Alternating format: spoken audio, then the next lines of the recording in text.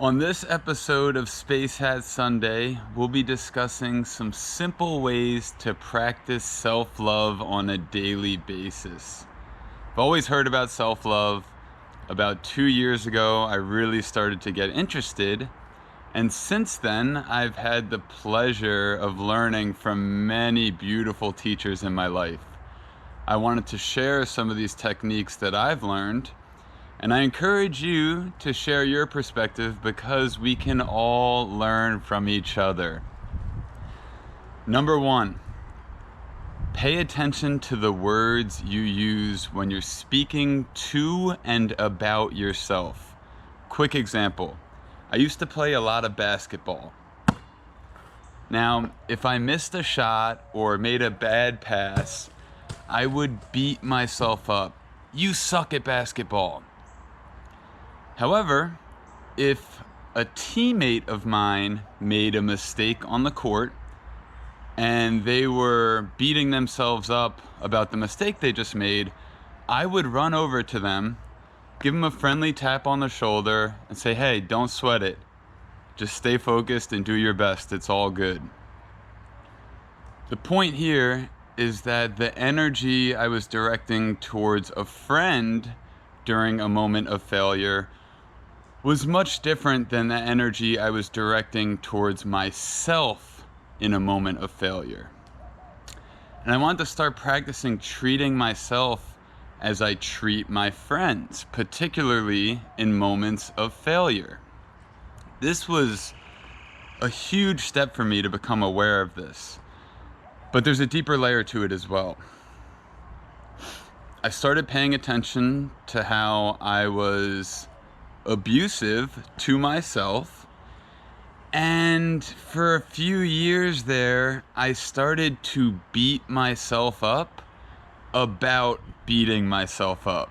And this didn't really get me anywhere.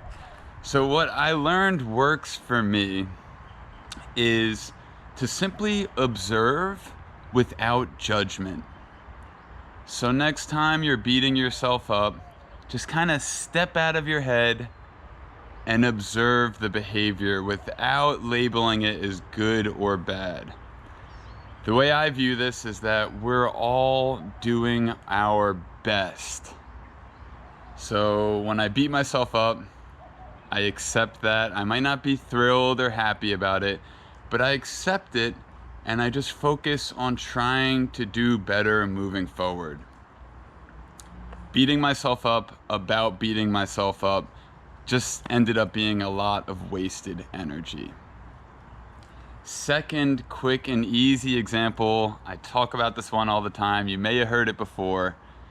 Making breakfast, okay? So when I make breakfast for myself, I just throw 2 eggs on the stove, have some bread with it. I don't even toast the bread. What's the big deal? It still tastes pretty good. Now, when I made my dad breakfast a few months ago, this was the first time I'd seen my dad in a year. I went and I bought the freshest bread. I got an avocado along with it and some mangoes for breakfast dessert. I put so much love into that meal that I prepared for my father, and I was proud. I was happy to deliver him with this beautiful gift that I put such loving energy into. Same concept.